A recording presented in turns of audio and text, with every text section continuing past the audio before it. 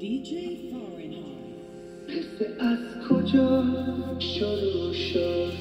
از گل و باغ و جوونه، از صدای مهربون و یه سلام آشمون.